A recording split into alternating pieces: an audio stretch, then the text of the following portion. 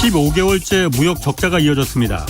대중국 수출은 1년째 감소하고 있는데 특히 1분기에 중국의 교역국 가운데 한국의 대중국 수출이 가장 크게 줄었습니다. 어제 중국 외교부는 한중 관계가 어려움과 도전에 직면했고 그 책임은 중국에 있지 않다 이렇게 밝혔습니다. 이런 가운데 일론 머스크가 3년 만에 중국을 방문했습니다. 중국 고위급 관리들과 회담을 가진 자리에서 테슬라는 탈중국을 반대하며 중국과 발전의 기회를 공유하고 싶다라고 밝혔습니다. 스타벅스와 GM, 또 애플과 퀄컴, 화이자, JP 모건 등 미국 글로벌 기업의 CEO들이 최근 줄줄이 중국을 찾아서 사업 확대를 논의했습니다. 인공지능 반도체 핵심 기업인 엔비디아사의 CEO도 이달 중 중국을 찾아서 미국의 제재안을 피할 수 있는 반도체를 만들어 중국에 판매하는 방안을 모색하겠다고 했습니다. 지난달 일본에서 열린 G7 정상회의에서 바이든 대통령은 미국은 지금 탈중국하려는 것이 아니라 과도한 중국 의존에서 여기에 따른 위험성을 좀 줄이려는 것이다 이렇게 밝혔습니다. 2라운드로 접어든 미중 패권 경쟁의 판세를 우리도 잘 읽어야 할 것 같습니다. 네, 경제와 정의를 다잡는 홍반장, 저는 KBS 기자 홍사원입니다. 홍사원의 경제쇼 출발하겠습니다. 유튜브 오늘도 함께 갑시다.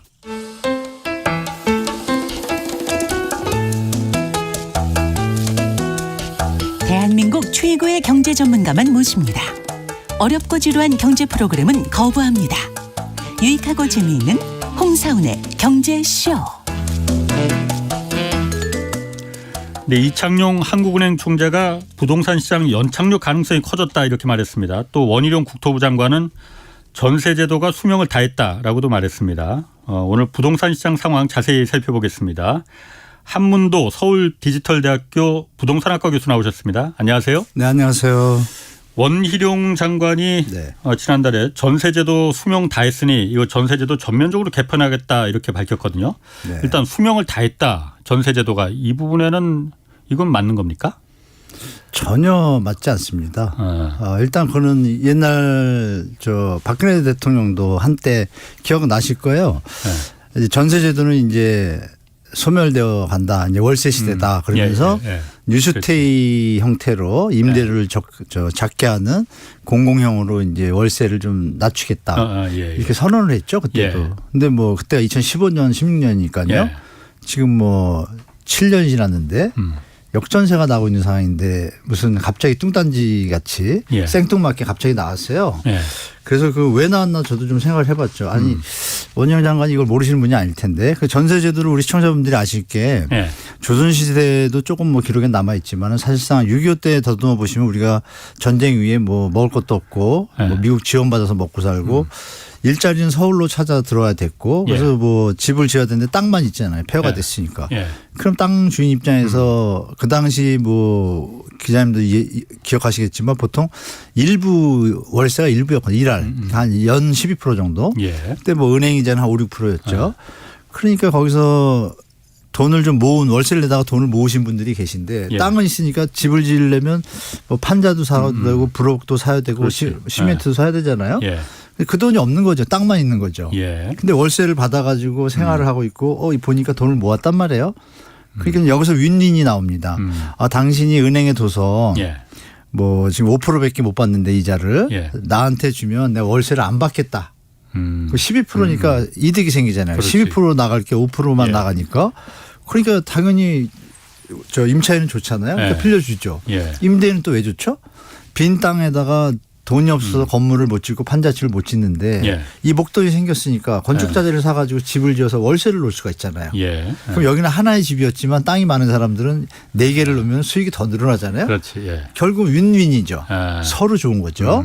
그때 민간의 금융기관 제도가 확립이 덜 될 때잖아요. 또 약할 때니까 사금융에서 우리 뛰어난 민족들이 알아서 잘 만들어 놓은 제도예요.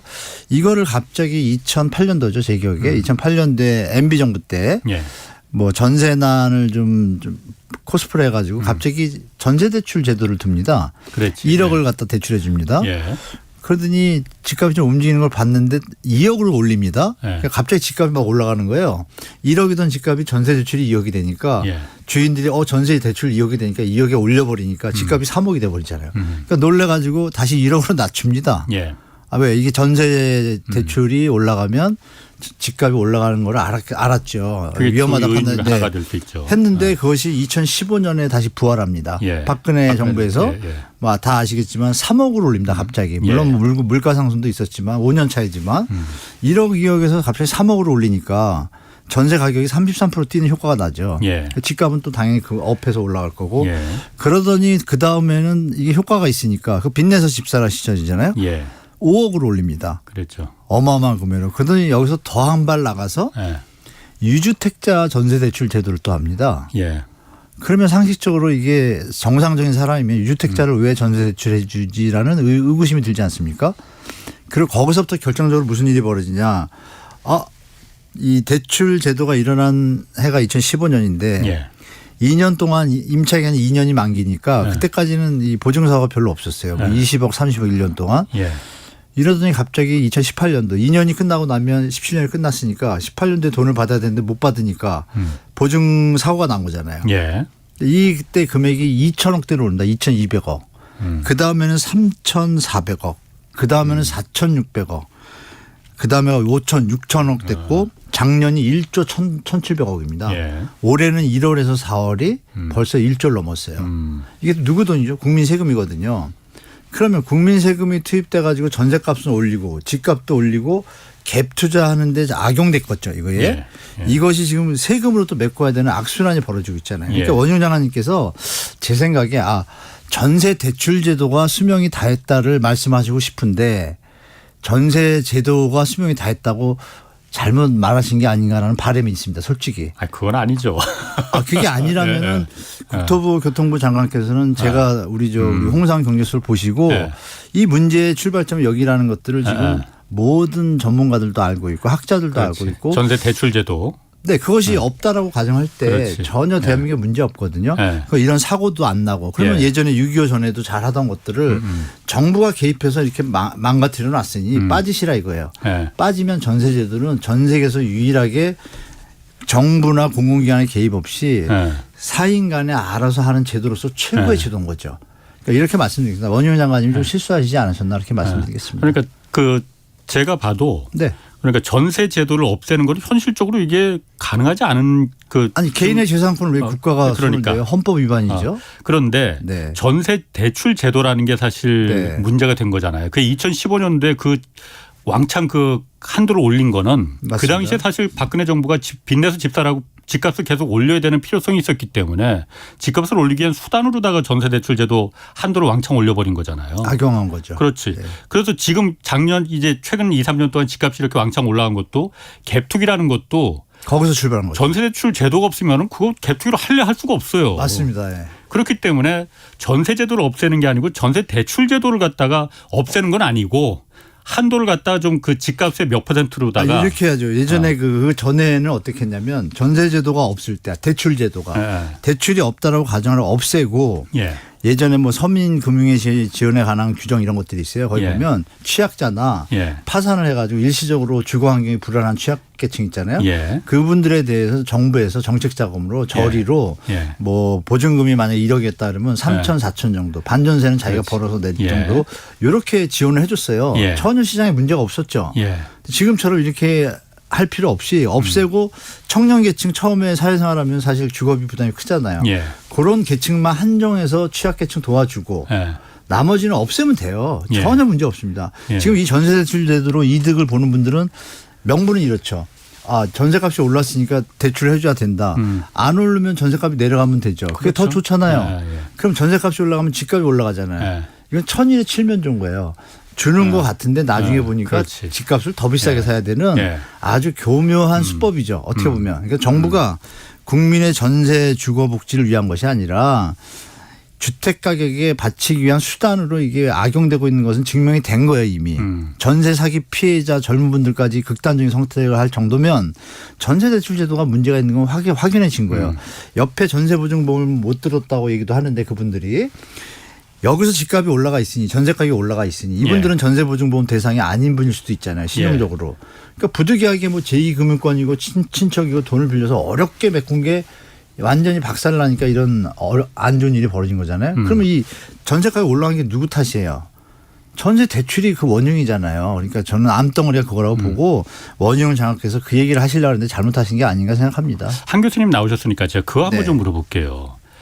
사실 지난 전임 정부 문재인 정부에서 부동산 집값이 이렇게 정말 미친 집값이 된 이유는 전세 대출 제도가 큰 역할을 했다고 했잖아요. 그 당시에 다른 거 다 어쨌든 뭐 그 뭐 20몇 번, 29번인가 뭐 그 규제안 뭐 내놓고 다 했는데 그게 다 백약이 무효였잖아요. 그때 왜 그러면은 물론 막판에는 전세 대출 제도를 손을 댔어요. 그런데 마지막에 왜 그전까지 전세 대출 제도는 그냥 놔뒀느냐. 저는 그게 궁금하거든요. 실력이 없었습니까? 몰랐습니까? 무능했습니까? 저는 무능한 건 아니고요. 몰랐다고도 볼 수 있고 이런 표현이 방송에 적절한지 모르겠는데 되치기 당했다고도 볼 수 있습니다. 누구한테? 그 예측입니다. 그냥 내피셜인데요. 이런 거죠. 탄핵으로 인해서 대통령이 됐잖아요. 그 되시는 기간에 준비할 기간이 없었겠죠. 뭐 이번 윤석열 대통령 되셨을 때 충분히 준비한 것처럼 그런 시간이 없었잖아요. 그런데 집값은 올라가고 있었잖아요. 그러니까 대책을 내놔야 되잖아요. 그때 첫 번째 대책이 기억나실 거예요. 임대사업자 확대제도. 그 꽃길을 깔아준. 그렇죠. 꽃길을 깔아준 거를 그때 명분이 뭐였냐면 이겁니다. 임대사업자들이 집을 많이 사서 전세 가격이 그 임대사업자는 연 5%밖에 인상을 못 하잖아요. 그렇게 많이 해두면 전세 가격이 안정되면 집값이 안정될 거다라는 명분 논리예요. 근데 그걸 누가 제출했겠어요. 문재인 정부 정권 뭐 이렇게 집권을 하기 위해서 부동산 공부를 했을까요? 아니잖아요. 부동산은 실무진들이 했겠죠. 급하게 되다 보니까 장관 자리에 김현미 장관님이 앉으셨지만 부동산에 어떻게 보면 처음 출발할 때는 아마추어셨잖아요. 나중에 공부를 하셔가지고 이제 도사급이 됐지만 시간이 좀 경과됐고 그 사이에 그러면 모든 정보와 내용과 제안들은 어디서 받았을까요? 국토부나 국토부 차관한테 받은 거죠. 차관이 모든 걸 정리해서 그 차관이 그걸 올렸겠죠. 안을. 거기에 하고 나서 보니까 이게 난리가 난 거죠. 그 부랴부랴 걷어들였잖아요. 철폐하고 뒤늦게 한 거죠. 그러니까 어떻게 보면 그분이 결국 간뒀거든요. 차관분이. 그러니까 이런 부분 때문에 문재인 대통령은 몰랐을 수가 있는 거죠. 그게 무능한 겁니다. 네. 거기서 결정적으로 말씀하신 전세 있지 않습니까? 전세 부분도 어떻게 보면 무능한 거죠. 다 체크를 했어야죠. 국민들이 집값 때문에 힘들어하면 북핵 뭐 이것도 중요하지만 부동산 잘 모르는 사람은 왜 장관 자리에 앉죠? 더군다나 국회의원 나가겠다고. 그거 얘기하면 또 이게 정치적으로 가니까요. 그러니까 이제 그 전세 대출 제도를 그러면은 좀 줄였으면 이게 알겠습니다. 집값이 안정되는데 전세 대출 제도도 또 반감한 거예요. 도리어 보증보험료를 높여가지고 더 완전히 늘어나지는 않았지만 방치한 거예요. 그러니까 이게 이렇게 돼서 결국은 지금으로 말하면 뭐 능력적으로 분들은 무능하신 거고 뭐 좋게 얘기한다면 몰랐던 거고 알겠습니다. 모르는 것도 무능한 거죠. 옛날 얘기 뭐 더 이상 해봤자 지금 얘기가 더 중요하니. 전세 대출이 한 역할을 했습니다. 그러니까 그때도. 전세 대출은 제가 봐도 이게 정말 매우 큰 집값을 올리는 그 트리거가 되는데 이거는 정말로 손을 좀 봐야 된다라고. 뭐 제가 이 얘기 잠깐 드릴게요. 그 초등학교 나오신 한 70대신 딴 데도 말씀드렸는데요. 그 컨설팅 해주는 어르신이 계세요. 그분이 2008년도 있잖아요. 전세값 오를 때 연휴를 맺었거든요. 한 사장 전세값 오르면 집값 오르는 거 아니야? 공부를 안 하셨는데. 맞잖아요. 그렇지. 근데 맞아요 그랬거든요. 그분이 막 집을 모은 거예요. 잘 됐어요. 잘 되고서 다 팔고 났는데 갑자기 박근혜 대통령이 또 전세 대출 늘리니까 또 전화 온 거예요. 엄청 샀죠. 근데 요새 이제 전세 대출 이런 얘기 나오잖아요. 전세 대출 내려가면 집 빨리 팔아야지. 이게 다 나온 거예요. 아무것도 모르는 분도 뭐 아시겠지만 전세 대출이 주택 가격의 기본이라는 걸 다 알고 있잖아요. 그럼 이거는 이제 진짜 수술할 때가 됐습니다. 그 요즘 그런데 그 전세가 계속 하락하고 있잖아요. 좀 뭐 하락세는 약간 좀 주춤해졌다고는 하지만 계속 하락세는 맞는 거죠. 네, 맞습니다. 그러다 보니까 요즘 정부의 집주인 언론에서도 계속 나오고 이게 집주인이 전세금 오른 전세금만큼 다시 돌려줘야 되는데 돌려줄 돈이 없으니 능력이 안 되면 팔아야 되는 거 아닌가요? 그러니까. 근데 그럼 손해보고 팔기는 좀 어쨌든 저도 그러니까 팔아야 된다는 건 맞는데 그거를 파는 거 말고 방법을 좀 찾아주자 해서 나오는 게 지금 언론에서 계속 DSR 이거 40% 묶여 있잖아요. DSR이라는 게 총 부채 원리금 상환 비율 말하는 거잖아요. 자기가 네, 맞습니다. 예. 빚을 지려면은 뭐 주택담보대출이든 신용대출이든 네. 뭐든 간에 자기가 갚을 수 있는 능력이 그렇죠. 딱 소득에 비해서 네, 40%까지만 빚을 져라. 네. 이거 풀어줘라. 그래서 집담보로다가 주택담보로다가 더 대출받게 해줘서 그 돈으로 전세금 올려줘라. 네. 이걸 풀어주라고 하는 거잖아요. 네. 그리고 며칠 어저께인가 추경호 부총리도 그 얘기했어요. 네. 이거 완화 검토하겠다고. 네, DSR. 검토하겠다고. 네. 근데 DSR을 검토하겠다가 아니라 아마 예. 방법을 검토하겠다 이렇게 했겠죠. 그거는 그거는 국가- DSR을 검토하겠다고 제가 기사는 봤는데. 그러니까 임대인들에 대해서 그렇지. 네, 예. 한정돼 있잖아요. 예. 임대인들에 대해서. 임대인들에 대해서 네, 한정 그렇죠. 한시적으로 우리가 정확하게 볼 게 그 부분입니다. 예. 그러니까 이 부분이 이렇게 해석할 수가 있겠죠. 예. 지금 임대인들이 원칙적으로 말하면 자본주의 시장에서 당연히 예. 그럼 팔아야죠. 예. 그게 기본이지 않습니까? 그래야 시장이 아주 공정한 시장이 되는 거 맞잖아요. 예. 그거를 외부 요인이 개입해서 집값을 예. 떠받치거나 이런 건 잘못된 것임에도 불구하고 예. 임대인들이 안 주려는 것이 아니라 예. 못 주는 상황이 됐단 말입니다. 예. 그럼 팔려고 해도 또 집이 잘 안 팔리는 상황이에요. 예. 그래서 정부의 입장은 명분이 있을 수는 있어요. 예. 그래서 이전에 이미 LTV를 다주택자를 30% 풀어놨습니다. 풀어놔서 이걸로도 모자른 거예요. 왜 30%만으로 감당하지 못할 정도로 전세금이 10억이었다가 6억으로 내려가니 예. 3억은 이걸 받지만 3억이 모자르잖아요. 그러니까 대출을 더 해달라는 얘기입니다. 예. 근데 이게 이제 말씀 주신 DSR에 걸려서 예. 더 못 해주는 거죠. 예. 그리고 이제 임대 사업자들은 RTI를 적용합니다. 임대 소득 그 소득 이자 비용 대비 임대 소득 비율을 따지거든요. 1.2에서 1.5 텀을 두는데 그러니까 임대 수익이 얼마나 되느냐. 임대 수익이 만약에 그거에 따라서만 120원이면 그 담보대출 이자가 100원 정도 나가는 라인이라 예, 이게 예. 안정되잖아요. 그렇게 해서만 대출을 주거든요. 예. 그럼 그거를 좀 올릴 수는 있겠죠. 뭐 1.2에서 1.5 정도로. 예. 그럼 DSR하고 약간 관계없지만 연결시켜서 묘수를 쓸 수가 있고 예. DSR은 아마 제가 볼 때는 금융기관에는 신용도가 떨어집니다. 제가 말씀드릴 수 있는 건 DSR은 국제 룰이잖아요. 예. 국제 룰. 마치 북한이 핵 협상을 무시하고 이러면은 제재를 받는 것처럼 예. 우리는 이거를 눈에 띄게 제재는 안 받지만 국제 금융시장에서는 한국이 왜 저래라고 할 거 아닙니까? 그러니까 우리가 바젤 3 그걸 말씀하시는 건가요? 네, 바젤 3 협약 때문에 예. 자기 자본 비율을 맞춰야 되니까 위험 자산 대비 은행들이. 그렇죠. 은행 입장에서 DSR을 유지해야 거기 바젤 3에서 얘기했던 유동성 비율하고 자기 자본 비율이 맞춰지는데 예. 이거를 만약에 가계 대출을 하게 되면 이용가중 자산치를 지금 100원을 빌려주면 115원으로 업을 해요. 위험하다고 판단돼서 자꾸 집 갖고 이렇게 예. 버블 터지니까 도리어 기업에 대출해 줘야 이게 기업이 살아나고 고용이 늘어나니까 이쪽에 할 때는 100을 빌려줘도 85로 위험가중을 낮춰줘요. 가계 대출을 자꾸 해주지 줄이는 마라라고 거죠. 네, 이제 줄이는 게 BIS가 전 세계가 합의를 한 예. 거예요. 예. 합의해가지고 전 세계가 올해부터 하고 있는 건데 예. 이거를 대한민국이 혼자서 기축통화국도 아닌데 하겠다고 하면 신용도가 어떻게 될까요? 국제 간의 금리에서 예. 떨어지고 우리나라 은행의 신용도가 떨어지면 조달금리가 높아지면 대출금리가 올라가잖아요. 예. 여러 가지가 연쇄되어 있기 때문에 한 번에 이걸 못 풉니다. 예. 못 푸는 것인데 이거를 던졌다는 얘기는 검토하겠다는 얘기지 확정이 아니잖아요. 제가 대통령인데 예. 딴 나라 대통령들이 이미 다 합의한 내용을 예. 대통령도 아닌 예. 그 추경호 장관이 당신들은 다 그거 하세요. 우리나라는 내가 이렇게 네. 그거 좀 왕따 취급받지 그렇지. 않을까요? 그러면 금융기관이 타격을 받는데 금융기관도 국가권은 아니잖아요. 네. 금융기관 입장에서 만약에 정부에서 뭐 한시적으로 임대인에 한해서 그러니까 저쪽에다 양해 문서를 뒤로 보내겠죠. 예전에 박근혜 때도 그랬거든요. 양해 좀 해달라 우리가 이러니 좀 조금 하겠다. 예. 근데 그게 사실은 양해는 하지만 뒤에서는 신용을 깎이는 거잖아요. 예. 그런 상태에서 지금 이거를 살짝 조금만 10%만 올려줘도 어느 정도 지금 역전세 나는 데에서 그친 것이 아니라 경매까지 넘어가는 임대인들 예. 이분들한테는 도움이 되잖아요. 예. 근데 이게 여기서 끝나는 것이 아니라 일단 도움은 됐어요. 만약에 그거는 도움은 되는데. 일시적으로 국제 신용의 어떤 그 좀 체면이 깎이는 걸 감소했다 할지라도 그분들은 그러면 이자를 안 냅니까? 임대인은? 내죠. 예. 돈이 없는데 이자를 내야 되는 상황이 됐잖아요. 예. 마치 영끌하신 분들이 지금 이자 금리 올라서 못 내서 투잡 뛰는 것처럼 예. 일을 하셔야 될 거예요. 근데 예. 이분들이 만약에 노인이면 어떻게 되죠? 그냥 일단 순간적으로 호흡기만 단 거지 예. 마무리가 안 되잖아요. 마무리 하나는 그거죠. 집값 올라가지고 파는 거밖에 없잖아요. 그렇지. 예. 그럼 집값이 안 오르면 어떻게 돼요? 이분한테 안 좋은 호흡기를 낸 거죠. 예. 정리가 돼야 되는데 안 되고 가면 어떻게 되겠어요? 연체율이 늘어날 가능성이 높을까요?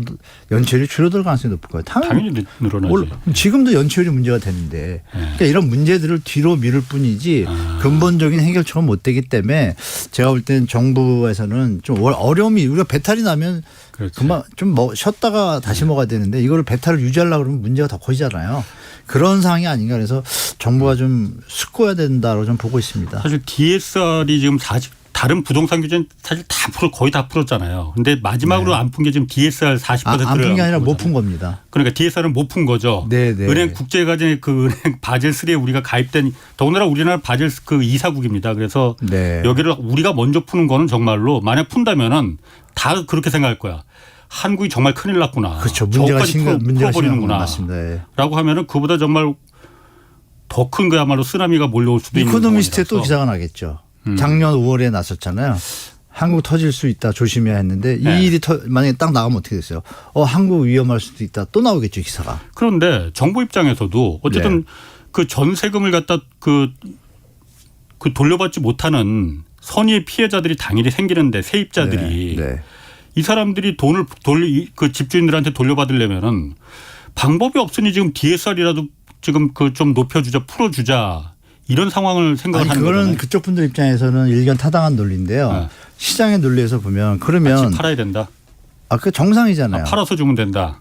팔아서 모자란 건 나중에 갚아야 되는 거고 예. 보증금 모르는 왜 예. 당연한 거죠. 그럼 집 살 때 그거 예. 돈 많이 주고 산 걸까요? 아니잖아요. 예. 100% 갭투기한 부분들이 대부분일 거예요. 예.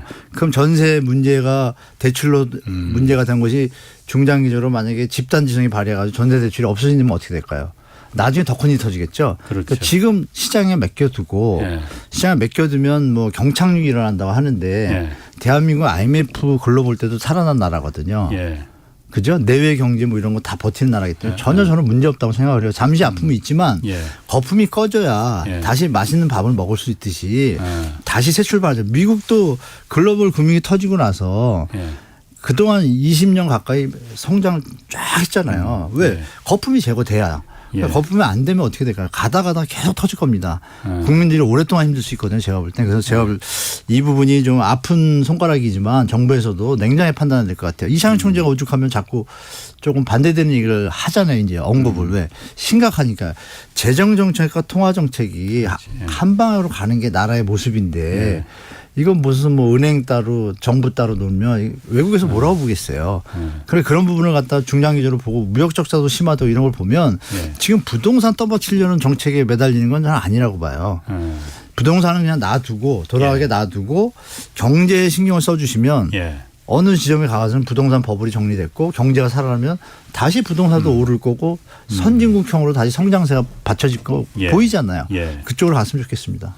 지금의 그야말로 이걸 갖다 DSR 당장에 그야말로 약발을 맞추제 넣기 위해서 DSR 푸는 거는 더 큰 그야말로 고통을 가져올 수 있다. 몰핀밖에 안 되는 거죠, 진짜. 그러니까 제가 봐도 아픔이 있더라도 그 집주인들이 그 팔아서 갚아주면은 팔아서 좀 손해를 볼 수밖에 없는 거죠. 손해를 안 보겠다고 하니까 지금 맞습니다. 이런 여러 가지 편법들이 막 나오는 거잖아요. 네. 시장 논리에 맞게끔. 아니 제가 알기로는 공정과 상식이 현 정부의 어떤 모토잖아요. 네. 좀 거기에 좀 국민들이 이해할 수 있게 합리적으로 갔으면 좋겠다는 말씀드립니다. 어쨌든 뭐 그거는 DSR 관련해서 뭐 정부의 어떤 그 정책이 나오는지 안 나오는지는 한번 좀 두고 보죠. 뭐. 나오더라도 문제예요. 나오더라도 은행 입장에서요. 네. 그걸 받아들이겠느냐. 다 주주들이 다 외국인이 대주주잖아요. 예, 대한민국 예. 은행이 100% 거의 예. 100%죠. 수출입은행 빼고. 예. 그러면 은행이 망할 수도 있는데 그걸 받아주겠어요? 이분이 부채를 감당할 능력이 없는데 정부가 하른다고 해주겠어요? 그러면 조건을 걸겠죠. 그럼 정부가 보증을 서라. 예. 그럼 정부 부채가 또 늘어나잖아요. 예. 사고 터지면 국민 세금을 또 메꿔요? 악순환입니다. 이거 제가 볼 때. 그래서 좀 문제는 있어요. 이건 제가 볼 때. 그래도 요즘 그 유행하는 단어가 그 상생금융 이런 건데. 네. 상생금융 차원에서 정부에서 좀 은행이 어쨌든 뭐 공적인 역할도 있으니까는 네. 뭐 같이 좀 그 좀 피해를 보더라도 같이 가자 하면 될 수도 있는 거 힘은 아닐까요? 될 수는 있는데 그 한계는 있겠죠 분명히. 알겠습니다. 네네. 요즘 좀 볼멘 소리가 좀 나오시는 것 같은데 대주단도 제가 알기로는 이금융간 대주단도 뭉치셨다가 예. 좀 잡음 있는 걸로 알아요. 왜냐하면 살아야 되니까 나라고 국가고 뭐거나 내가 살아야 국가가 있잖아요. 예. 그런 개념도 은행들 간에 좀 나타나는 것 같더라고요. 그 부동산원이 지금 서울 아파트값 네. 1년 만에 지금 상승으로 돌아섰다. 예예. 그 발표했잖아요. 네네. 그러니까 그 4월 거래 5월 거래였나? 5월 3주차, 4주차 거래, 3주차 거래가 0.03. 1년 만에 상승으로 돌아섰다. 물론 서울 지역이에요. 서울 지역에. 네. 이건 전국은 어떻게 하락이고. 해석을 해야 됩니까? 진짜 돌아선 거예요? 진짜 안 돌아섰습니다. 진짜? 그래서 제가 오늘 저 영상 띄울 수 있냐고 여쭤봤더니 영상은 안 된다고 저희는 하더라고요. 공중파 라디오가 메인이니까. 네. 말씀으로 드리면 이렇습니다. 그 서초구가 5월 15일에서 22일 일주간에 대한 주간 동향이거든요. 예. 거기서 서울이 0.03 올랐다고 나왔어요. 예. 그중에 서초구, 강남구, 송파구, 강동구, 중구 6개 구가 상승으로 떴다고 나왔어요. 그래서 제가 7거래를 체크해 봤습니다. 실제로. 체크하니까 웬거려? 70에서 80%가 하락거래인 거예요. 그래서 제가 부동산에 전화를 했습니다. 전화를 해서 아니 실거래가 70% 80%가 하락인데 도대체 어떤 근거로 이게 상승으로 나옵니까? 물론 0.03이면 10억이라 그러면 30만 원 오른 거거든요. 이거는 진짜 표본만 잘못해도 이렇게 바뀔 텐데 표본을 좀 표본이 뭐냐면 비공개 원칙입니다. 그러니까 대한민국에 왜 비공개하는지 표본이 모르겠어. 비공개입니까? 네. 그 비공개를 믿을 수 있나요? 못 믿죠. 네. 그럼 그거 공개해 줄 수 없냐? 현재는 공개해 주는 시스템이 아니랍니다. 그러면 계산을 어떻게 하길래 그러면 비공개하는 거 좋다. 계산을 어떻게 하길래 지금 초등학생이 와도 이거 하락이냐 상승이냐고 물어보면 다 하락이네요 할 건데 어떻게 0.03이 나왔냐에 대해서 이런 표현이 있었습니다. 다 말씀드린 그렇고 제가 회답을 준다고 해서 기다리고 있거든요. 회답을 주는 거를 이제 그 담당자 분께서 약간 중간 간부님께서 하신 말씀이 정성적 요소가 들어간답니다. 정성적? 원세상에. 네. 자기가 생각하는 그러니까 추론해가지고 뭐 매물량이 많다든지 뭐 이거는 올라왔다 이런 게 들어간답니다. 뇌피셜. 네, 뇌피셜이 좀 들어간 요소가 있다는 식으로 말씀하세요. 그래서 그럼 그건 문제가 있지 않냐? 설마 제가 녹음 떠났습니다. 네, 이럴 줄 알고 제가 녹음 떠났는데요. 왜냐하면 요즘 시절이 하수상하니까 바른 말 못하면 문제가 되잖아요. 그러니까 저도 녹음을 뜨고서 기다리고 있습니다. 그래서 확인해 보고 그 절차에 대해서 하는데 여기서 이제 추가드릴 게 한 가지인데요. 2021년도 1월에요. 주택통계검증위원회가 발족을 했습니다. 우리 시청자분들 잘 모르실 텐데 문재인 정부 때 주택통계가 집값이 30% 오르는데 14%밖에 안 오르고 막 이랬었잖아요. 이상하잖아요. 그때도 똑같아요. 그렇지. 어떻게 눈앞에서 지금 40% 50%가 오르는데 10% 말이 안 되잖아요. 그래서 이제 발족한 게 주택통계검증위원회가 발족을 했어요. 그리고 최근에 그 원장으로 오신 그 손태락 원장님께서 개편하겠다. 다 발표도 했고 그게 이제 분기마다 발족을 했는데 분기마다 해서 4번 회의를 합니다. 그럼 벌써 2023년이니까 꽤 했겠죠. 8번 정도 했겠죠. 뭘 한지 모르겠어요. 첫 번째. 근데 거기에 대해서 최근에 3월 중순 말경에요. 그 회의가 또 세미나가 있었습니다. 그 분기 맞춰서 거기서 나온 내용에 이제 저도 어떻게 좀 와달라는 얘기인데 시간이 안 맞아서 못 갔는데요. 회의 자리에서 나온 발언을 제가 말씀드릴게요. 조선일보 보도에 나옵니다. 뭐라고 나오냐. 비공개 원칙 자료를 기준으로 이렇게 하기 때문에 약간의 문제가 있다라고 부동산원이 얘기한 내용도 기사 속에 있고 제가 통화로도 확인했고 그리고 그 3월 30일 날 세미나에서 나온 내용 중에 전문가 중에 한 분이 저랑 똑같이 얘기를 합니다. 주간 통계 없애야 된다. 문제 많다라고 주장을 합니다. 그거에 대해서 충분히 검토하겠다고 했고 이런 문제 때문에 감사원에서 감사를 해가지고 데이터 내용이 갔습니다. 감사원에서 부동산을 간 거로 알아요 제가. 그럼 부동산에서 그에 대한 해답을 내야 되잖아요. 그 해답을 마련 중인 거로 알아요. 그러면 조만간에 뭐가 나올 겁니다. 나오는데 그 얘기는 뭐예요? 지금 통계가 무슨 문제가 있으니까 나오는 거 아니에요? 새로 개선해서. 그래서 그 얘기를 분명히 말씀드리고. 그럼 지금 그러니까 아까 그 부동산원이 발표한 서울 아파트값이 상승세로 돌아섰다는 거는 믿을 수 없다 이거예요. 그러니까 실거래가는 지금 믿을 수 오히려 다 없다 아니라 내려갔다. 틀리다고 말씀드릴 수 있죠. 심하게 얘기하면. 아니면은 부동산원에서 뭐 KBS든 저한테 빨리 어떻게 선출했는지 보내주셨으면 좋겠어요. 그러면은 중요한 게 매물량하고 거래량 이게 중요하잖아요. 또 그 판단하는 지표로다가 그건 어떻게 됩니까 그러면? 매물량 거래량을 넣는다고 얘기를 한 겁니다. 부동산원에서는. 그런 요소도 들어간다라고 얘기를 한 겁니다. 그러면 그거는 집값이 올라가려면 매물량이 줄어들어야지 어떻게 늘어나? 그러니까 벌써 안 맞잖아요. 네. 맞습니다. 지금 매물량이 우리 최고로 많을 때 6만 5천 개였거든요. 서울이요. 그래서 5만 대로 내려갔다가 주택 규제 하나 던지면서 쭉 내려갔다가 전세 많을 때 다시 이제 풀리기 시작해가지고 규제 하나가 됐으면 이제 집값이 올라가는 게 지금 3, 4개월째잖아요. 하락폭 둔화. 이러면은 매물이 빡빡 줄고 뭐 기억나시면 매물 씨말라 이런 기사를 우리가 봐야 되잖아요. 그러니까 하나도 안 나오잖아요. 아니 기사에는 뭐 집주인들 걷어들였다 뭐 다주택자 걷어들였는데 실제로 물건은 계속 늘어나고 있습니다. 오늘까지도 지금 서울의 아파트 매물량이 말씀드린 대로 적을 때 5만까지 갔다가 1월 달에 5만 5천이가 그랬어요. 지금 6만 4천 개입니다. 1만 개 늘었습니다. 거래가 지금 매달 3천 개씩 됐잖아요. 그거 빼고도 1만 개가 늘었어요. 그러면 말씀대로 집값이 올라가면 당연히 매물이 주는 게 상식인데 왜 늘죠? 뭔가 이상하잖아요. 좀 안 맞아요. 여기까지만 제가 말씀드리면 시청자분들이 이게 좀 뭐가 조금 확실하지 않는 뭐가 있구나 미흡한 게 이렇게 판단하시고 제가 부동산원에서 회답이 오면 그러니까 그거 다음 시간에 뭐 불러주시면 제가 말씀드리겠습니다. 다음 시간에도 좀 알려주시고 어쨌든 그 답이 나오면 제가 오프닝에서라도 좀 그 얘기를 해줘야 되니까 저한테 좀 보고 드리겠습니다. 아니 그런데 보고라고 하면 좀 제가 위에 있는 것 같아갖고 좀 그렇고 제가 어떻게 한 교수님 보고를 받습니까? 근데 대한민국의 그 위대하신 앵커인데 제가. 아이고 고맙습니다. 위대한지는 제가 잘 모르겠는데. 자 그러면은 지방 상황은 지금 지방 상황도 마찬가지겠죠. 그러니까 뭐 어차피 지방은 양극화 현상이 벌어져가지고요.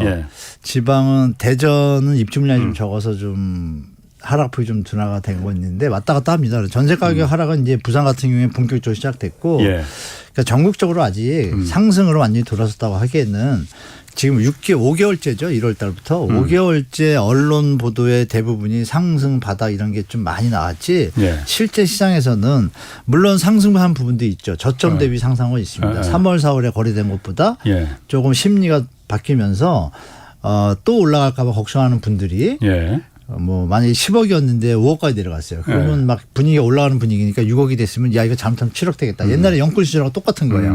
그래서 사시는 분들이 좀 계신 것 같아요. 그래서 근데 결정적으로 지금 그림을 보면 언론의 힘이 얼마나 무섭냐. 5월 22일 날 데이터가 문제가 있는 거라고 저는 보고 있는 것을 보도가 25일부터 막 나왔어요. 22일 그때부터 나오니까 고맘때는 또 거래가 막 갑자기 다 조금씩 올라요. 그 보도 때문에. 보도 보고? 네. 그런데 조금 있으니까 올라간 값이 급하게 왔지만 가격이 높으면 사람들이 또 멀어지잖아요. 그 뒤로 또 한 5월 27일부터인가는 거의 하락세예요.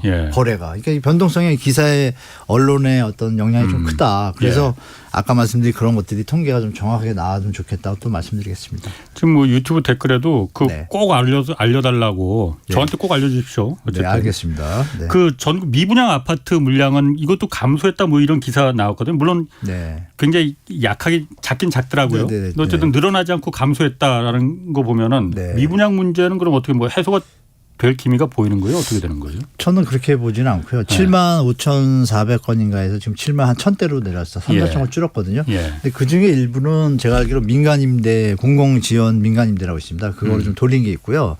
그리고 실제로 조금 줄었어요. 근데 악성 미분양 있잖아요. 준공. 이건 또 조금 늘었습니다. 그럼 시장이 이게 묘하죠. 그러니까 결정적으로 뭐냐면 여러분 평상시에 우리가 작년의 기억에 올해 분양 물량이 많다고 다 얘기를 들었어요. 1월, 2월, 3월, 4월, 5월. 근데 다 분양을 안 하고 있습니다. 분양 물량이 반토막 수준이에요. 그러니까 분양 물량이 더 많았다라면 미분양이 더 나서 올라가는 추세인데 분양을 안 하니까 당연히 착시 효과가 좀 있죠. 근데 그 분양을 안 하는 이유가 또 중요합니다. 실거주 의무 폐지가 지금 홀딩 됐잖아요. 분양하는 건설사 입장에서는 실거주 의무 폐지가 투자 요인이 가세가 하니까 분양에 도움이 되거든요. 그러면 건설회사 사장님들 입장에서는 실거주 의무 폐지가 되기를 바라시고 그게 됐을 때 분양하는 게 도움이 되는 건 맞죠. 근데 그게 안 풀리고 있으니까 지금 계속 고민하시다가 들고 가시는 형태가 된 거죠. 근데 이게 오래 갈 수는 없잖아요. 그러니까 정부가 그거를 풀어주든지 안 풀어주든지 빨리 결정을 해줘야 이 사장님들도 결정을 하실 거 아니에요. 조금 낮춰서 팔든지 팔릴 수 있는 가격에 팔든지 그런 지금 과도기입니다. 그래서 한두 달 뒤에는 모습이 나타날 것 같아요. 미분양이 지금 준 거는 착시 현상이고 분양을 안 하니까 당연히 시간이 지나면 조금씩 팔리니까 조금씩 줄잖아요. 그 수준인 거고 앞으로 할 현장들이 분양을 계속 못하면 어떻게 돼요? 금융비용이 정부에서 지원해 줬지만 이자율이 높으니까 부담되잖아요. 예. 벌 이득이 시간이 갈수록 없어지니까 어떻게든 해야 되거든요. 올 한 해는 해야 될 것 같아요. 그러면 뒤로 밀려서 서로 막 갑자기 몰리면 또 이상하잖아요. 막판에. 예. 그러니까 정부가 이런 부분도 빨리 실거주물 폐지를 해서 여야가 안 될 것 같으면 안 될 것 같다. 네. 될 것 같으면 될 것 같다고 던져줘야 내려줘야. 둔촌주공 투자 분양받은 분도 노선을 자산관리가 될 것이고 일반 시장에서도 수요자든 매도자든 정리가 될 텐데 이건 정부가 지금 국민들을 피곤하게 하는 겁니다. 제가 볼 때. 그 실거주 의무제라는 게 분양가 상한제 아파트 같은 경우에는 네. 주변 지역보다도 좀 싸게 분양을 받는 예, 거니까 예. 그거는 무조건 실거주를 몇 년을 해야 된다. 네네. 이렇게 되는 거잖아요. 그걸 갖다 그러면은 1년인가를 확 줄여준다는 거잖아요. 지금 뭐 실거주 풀어준데 이렇게 묶여 있는 데가 지금 4군데밖에 없습니다. 네. 서초, 강남 4구밖에 없습니다. 예. 용산하고요. 나머지는 다 풀려 있습니다. 나머지는 다 풀려 있는 거고. 네네. 풀려 거기만 있는데도 예. 그 실거주 공공택지나 이런 부분에서 가까워서 택지를 분양받아서 분양하는 것들은 뭐 1년 전 정도가 있어요. 예, 예. 실거주가 해야 되는데 안 하면은 투자가 안 되잖아요. 그러니까 분양을 투자를 했다가 집값이 오르면 전매 제한 풀었으니까 팔려고 한 건데 예. 그 수요는 못 들어오잖아요. 실거주를 해야 그렇지. 되는 조건들. 예. 그게 이제 시장의 약간 트리거 역할인데 어떻게 될지는 좀 지켜보셔야 될 것 같아요. 그러니까 그것 때문에 지금 분양을 안 하고 있다. 시행사와 건설사들이. 그래서 이제 미분양 물량이 그래서 줄어든 거예요. 그럼 조금이라도. 분양을 안 하니까 당연히 예를 들어서 지금 집이 100개가 미분양인데 예. 계속 안 하면 어떻게 됐어요? 이게 계속 늘어날 수는 없잖아요. 그렇지. 예. 줄 일만 있죠. 예, 그런 예. 상태입니다 지금. 그러니까 이게 미분양 물량 감소됐다고 해서 이게 미분양 문제가 좀 해결됐다, 해소됐다 이렇게 보는 거는 전혀 없습니다. 해결된 그건 건 하나도 아니군요. 없습니다. 예. 오히려 나중에 막판에 몰리다가 한꺼번에 뭐 계속 분양을 미룰 수는 없으니까. 2008년 9년 때 우리 2년 뒤에 2011년에 상호저축은행, 뭐 부산상호저축은행부터 11개 막 어마어마하게 붙어놨잖아요. 예. 그렇게 지금 그 어떤 문제를 지금 뒤로 미룰 뿐이죠. 예. 그러니까 원천적인 해결은 안 되고 조금 수면 아래에 작은 지대 폭탄들이 있다고 봐야 되겠죠. 그렇군요. 예. 기준금리 지금 한국은행에서 동결했잖아요. 네. 3번 연속 동결했는데 이게 그러면은 기준금리가 동결됐다는 거는 어쨌든 시장금리 은행에서 빚리는 금리에도 영향을 당연히 미치니까 이게 네. 더 오르진 않을 것이다. 이 생각을 갖고 있으니 부동산 시장에 이게 어떤 영향을 줄까요? 현장 상황은 이렇습니다. 그 동결됐잖아요. 물론 예. 이제 부동산 시장에 볼 때 동결된 인하되기를 기다리는데 인하세기는 별로 없고 예. 인하 없다라고 일단 약간 예. 확언적으로 말씀하셨고 추가적으로 도리어 본인 빼고 총재님 빼고 나머지 금통위원 전부 3.75 인상안에 대해서 합의 만장일치를 했다. 예. 열어두겠다고 했어요. 그러면 다음 때 스킵 지나가더라도 예. 그다음 이 올해 안에 한 번 더 0.1을 올릴 가능성을 열어놓은 거예요. 예. 물론 이제 그 립 서비스로 끝날지 모르지만 예. 그게 어떻게 될지 떠나서 3.1로 간다는 얘기 아니에요? 예. 3.1에서 우리 시청자분들이 유념할 게 뭐냐면 이겁니다. 이건 기준금리인데 가상금리는 올라갈 수 있잖아요. 코픽스 가상금리. 우리가 받은 대출금리는 코픽스 가상금리 변동에 따라서 조정이 되지 않습니까? 그렇지. 예. 그 6개월마다 변동을 주잖아요. 그러면 지금 부담을 느끼고 있을 거예요. 이미 1월 달에 좀 높은 거로 바뀐 분들이 부담을 느끼고 있는 중에 3.5로 다 적용됐잖아요. 결정적인 게 뭐냐면 기존에 대출 받은 분들은 이 대환대출 해당자 빼고는 대출금리가 안 내려옵니다. 만약에 이게 낮춰줘도 코픽스 낮춰줘도 적용돼요. 그러니까 지금 실제 현장에서 어떻냐면 올 초에 6에 그전에 3% 받았던 분들이 6에서 7% 바뀐 분들이 지금 힘들어하고 있어요. 그럼 코픽스 가상금리가 올라가면 금리는 더 오르겠죠. 예. 동결하고 의미가 없습니다. 그래서 네. 코픽스 가상금리를 봐야 되는데 그건 어떻게 생기죠? 조달금리가 비싸지면 당연히 가상금리가 올라가죠. 은행 입장에서. 은행에서 돈을 끌어오는 네. 조달할 근데 수 있는 지금 금리가 보면 코픽스 은행 금리죠. 지금 뭐 정부의 어떤 협조 요청에 의해서 예. 대출 마진 좀 줄이고 네. 뭐 이런 식으로 좁혀지니까 종국에 가서는 어떤 수익성에 문제가 생기면 다시 가상금리를 올릴 수밖에 없잖아요. 은행 입장에선. 네. 그 부분이 어디서 출발했어요? 외국에서 출발하잖아요. 미국에서. 근데 미국이 어떻게 될지 지금 완벽하게 물가 안 잡혔잖아요. 예, 예. 그러니까 변동성이 예. 너무 많아요. 그래서 예. 말씀 주신 한은이 금리를 동결했다의 의미는 정말 전 개인적으로 미시적이라고 봅니다. 코픽스 가상금리는 결국은 국제 금리 변동상하고 연결되니까 예. 미국의 상태가 안정이 안 됐잖아요. 이제 예. 타결돼 가지고 국채 이제 막 쏟아내면 또 어떤 일이 벌어질지 대충 아시잖아요. 예. 이런 것들이 너무 복잡하기 때문에 지금 함부로 예단해 가지고 예. 금리 인하할 거야. 동결해서 뭐 이런 얘기는 좀 성급한 것 같습니다. 제가 볼 때. 그렇다 하더라도 만약에 네. 주택담보대출 금리가 네. 작년하고 뭐 올해 초에 비해서는 지금 많이 내려갔잖아요. 내려간 척한 겁니다. 내려간 척이에요. 그것도 제가 이렇게 해석해드릴게요. 내려갔는데 실제로 하단이 뭐 3%까지 하단이 내려갔는데. 내려갔죠. 이게 3% 이게 3.8997 뭐 이렇잖아요. 이분들은 신용 1등급이잖아요. 예, 물론 그렇죠. 신용 1등급들 분들이 집을 안 샀을까요? 대부분 샀겠죠. 특히 일부분만 안 사셨겠죠. 예. 그렇죠? 예. 그래서 실제로 5대 시중은행 평균 주택담보대출 금리는 지금 4.4로 나옵니다. 평균은. 네. 예. 그러니까 신용도랑 비교해서 평균적으로 봐야죠. 국가 기준에서. 그러니까 언론에서 자꾸 3.89 하단만 얘기하는데 98 뭐 이거를 하단만 보면 안 되죠. 1등 하는 애들만 보면 안 되죠. 중간 등도 봐야 되고 밑에도 봐야 되잖아요. 예. 평균적으로 봤을 때 그러면 주택담보대출 금리가 그렇게 내려온 건 아니잖아요. 실제 구매자들은 주로 중산층이 있지 않습니까? 예. 이런 개념에서 연결해 보면 하단의 의미는 사실 크게 시장에 없다고 봐요. 그래요? 언론의 심적 요인을 상승적으로 긍정적으로 하는 데는 도움이 되겠지만 실제 시장을 아시거나 스마트한 젊은 분들은 보니까 막상 은행 가보니까 나는 4.5란 말이에요. 그러니까 언론하고 틀린 거죠. 신문에서는 3점 몇 프로였는데 왜 나는 4점 몇 프로야? 이렇게 왜 4.2예요? 따져 물어요. 이러면은 그렇게 나오네요. 이렇게 하면 할 말이 없잖아요. 실제로 지금 1분기에 대한 게 4.4% 나왔단 말이에요. 평균이 그런 얘기니까 어떤 사람은 5% 받내고 상단은 또 5.8이에요. 그럼 본인이 5.8에 해당될 수 있어요. 이거를 같이 보셔야 시장이 좀 판단하는데 정확한 판단이지 하단만 보시면 안 된다. 좀 자, 그러면은 주택 담보 기준금리가 내려갈 주택 기준금리가 어떻게 될지는 지금 아무도 모르니까 미국이 어떻게 될지 모르고 그 대충 알지 않나요? 아니 물가가 잡혀야 금리를 내리는데. 그러니까 혹시 내려갈 네네네. 만약 내려가서 네네네. 주택담보대출 금리도 내려간다 하면은 그러면은 그때가 그러면은 집값이 올라가겠구나 이렇게 판단해도 되는 거냐. 왜냐하면 그렇게 지금 기대하고 있는 분들이 많거든요. 네, 1번은 맞습니다. 네, 2번은 틀립니다. 기억을 더듬으시면 MB정부 때 MB정부 전에 노무현 정부 때 주택 투기와 뭐 주택 상승이 막 빗발치니까 3.25돈 3.5인가 그거를 5.25 거의 2배 올립니다. 그런데도 뭐 대세장 상승장이 계속 이어졌어요. 7년 8년 초까지 글로벌 터지기 전까지 9월 전까지 계속 올라갔습니다. 금리가 5%인데도 3%에서 5% 올랐는데도 그런데 역으로 MB정부 때 글로벌 터졌잖아요. 터지고 나서 금리가 미국이 0.5 하단으로 내리니까 우리도 2.2%로 내립니다. 2%로 내리는데 집값이 내려가잖아요. 그 무슨 말이에요? 쉽게 말해서 금리가 올라도 내가 소득이 더 많거나 경제 여건이 좋으면 집값은 올라갈 수 있지만 금리가 낮아도 내가 돈이 없으면 살 수가 없잖아요. 경제가 안 좋아, 금리가 낮아진 것이 경제가 안 좋아서 낮아질 수도 있잖아요. 그럴 때는 집값이 더 내려간단 말이에요. 그러니까 지금 말씀 주신 답변에 대해서는 1번은 맞지만 2번은 틀리다. 근데 우리 히스토리를 보면 하락했을 때 금리 인하가 베이비로 내려가는 거는 말씀이 맞아요. 뭐가 경제가 안정되고 물가가 잡혔으니까 베이비로 내리겠죠. 근데 갑자기 지금 3.5%인데 어느 날 1% 내린다? 뭐 문제가 있으니까 그렇게 내린 거죠. 왜? 그 금리를 유지하면 뭐 가게나 기업이나 파산할 게 많으니까 급하게 내려야만 이 문제를 막을 수 있는 환경이라는 얘기는 뭐예요? 체력들이 어렵다는 얘기죠. 그러면 수요가 없어지잖아요. 그럼 주택가격이 못 올라가죠. 그 시장이 2009년, 10년, 11년, 12년이었거든요. 그거를 같이 봐주셔야지.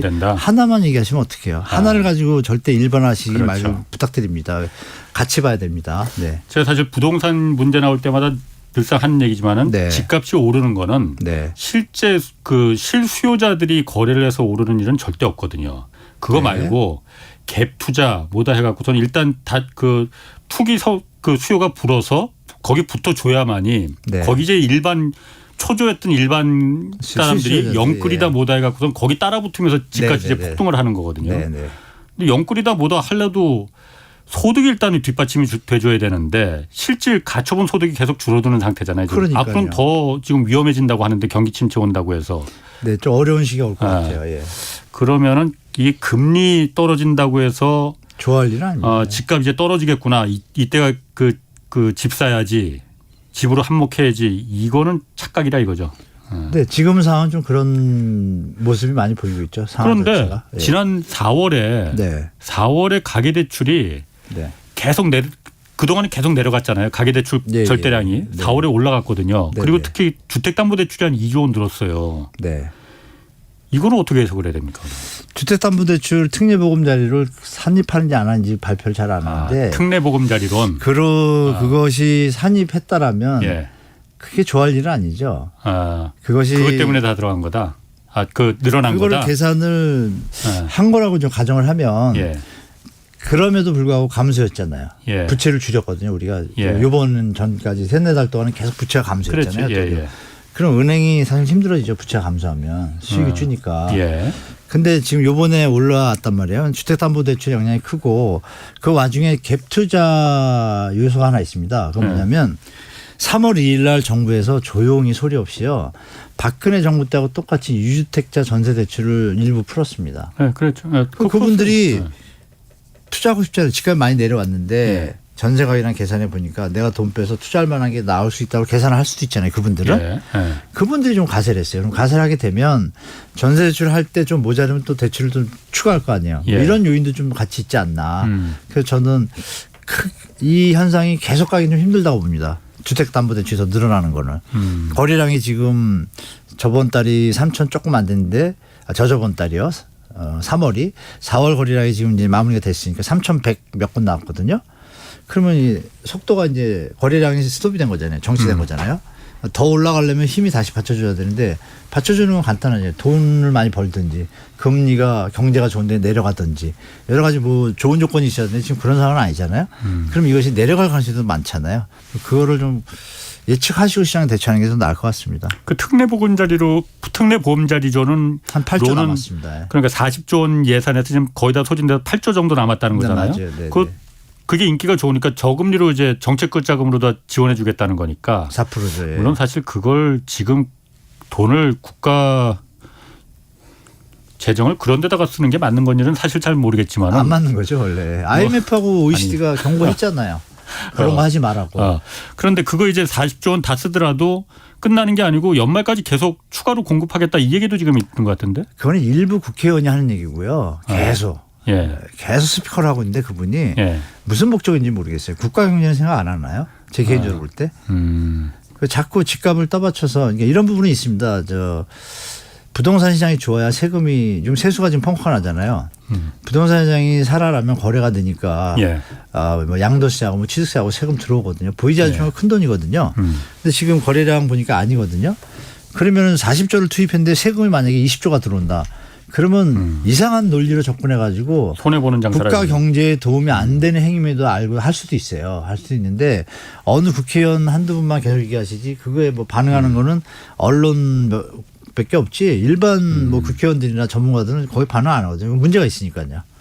부동산 그 PF 부실 문제는 요즘 좀 사실 잠잠하거든요. 이게 문제가 사라진 건지 아니면 계속 돌려막기 하는 중인 건지 그래서 조용한 건지. 후자인 것 같습니다.